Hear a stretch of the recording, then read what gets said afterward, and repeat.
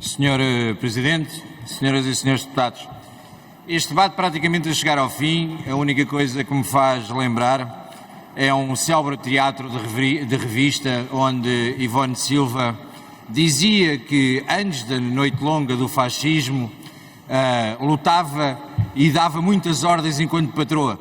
No dia a seguir acordou e após o 25 de Abril virou costureira, deixou de ser patroa e passou a reivindicar os seus direitos. Dizia ela nessa rábula: sabem lá os senhores o que é adormecer do PCP e acordar do CDS. Basicamente é o que acontece aqui. A oposição, que há uns meses atrás era governo e que diz agora foram vocês, não, foram vocês, e adormeceram todos lá atrás, alguns do PCP, e agora acordaram do CDS. A rábula cai na perfeição. A realidade é que lá em casa, e para não ser misógino vou dizer que é o António que vai ver a conta, não vou dizer que é a Maria. Mas a Maria diz ao António: vai lá ver se depois do debate que eles estão a ter na Assembleia da República se a conta já baixou.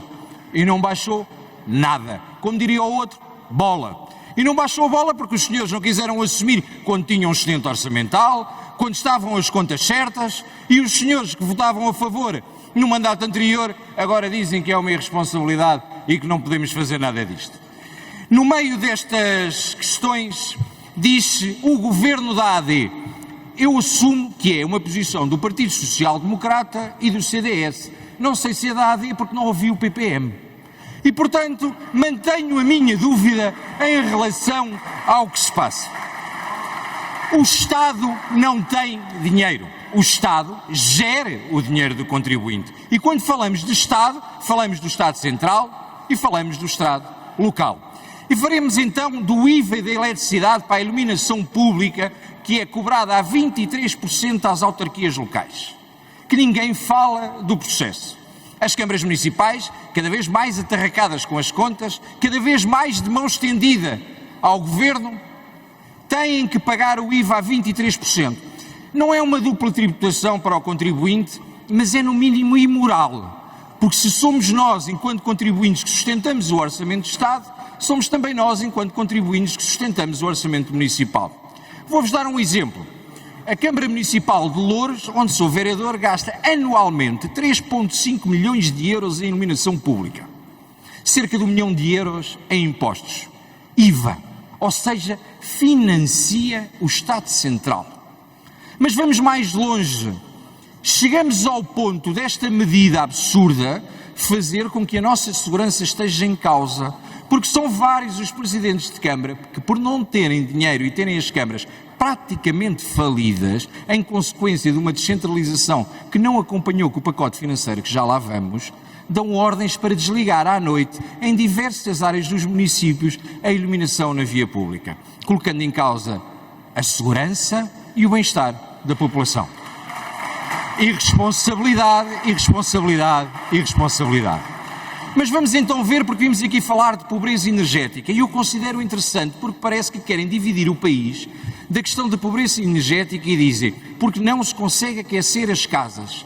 Sim, senhora, o interessante é a vossa traição ao sul do país, porque se a norte há grande dificuldade em aquecer as casas, no Alentejo e no Algarve, as contas de eletricidade fazem com que as pessoas não consigam ter ar-condicionado e viver com condições.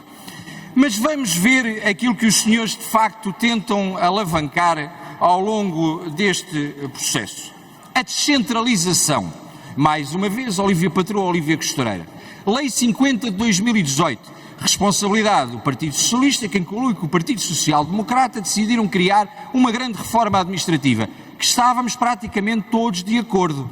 O problema não acompanhou com o devido pacote financeiro. E como não acompanhou com o devido pacote financeiro, passámos agora, na descentralização das competências, a passar o edificado para a responsabilidade das câmaras municipais, ficando as câmaras municipais com a responsabilidade de pagar também a eletricidade desses edifícios. E aqui entram todos os jovens que aqui estão, porque sabem que muitas vezes a escola não tem dinheiro para poder ligar ou o aquecimento ou o ar-condicionado, mas depois vêm para aqui, rasgam as vestes, deitam-se no chão e gritam a dizer uma vergonha que os alunos não tenham condições nas aulas. Pois não, não há dinheiro para pagar a conta da luz e vou atribuir uma responsabilidade coletiva.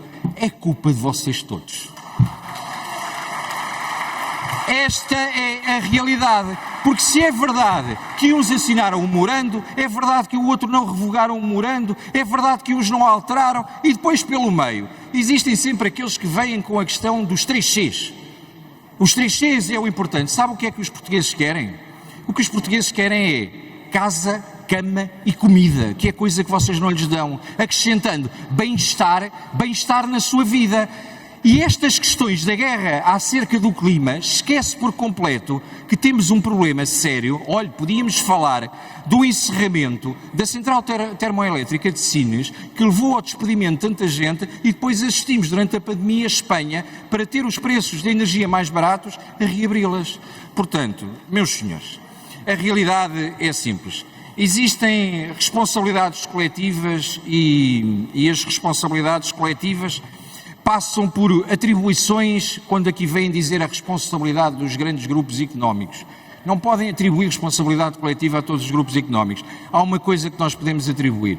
Retirando o Partido Chega e sendo feita a justiça, a iniciativa liberal, todos vocês governaram nos últimos anos. A responsabilidade do custo da eletricidade é vossa, e agora a Maria e o Manel foi ver a conta e nada baixou, depois de horas e horas e horas de discussão. Assumam a responsabilidade, porque já no mandato anterior o PSD assumia que era para baixar. Não façam agora esta figura de Olívia Patroa, Olívia Costureira. Muito obrigado, Sr. Deputado.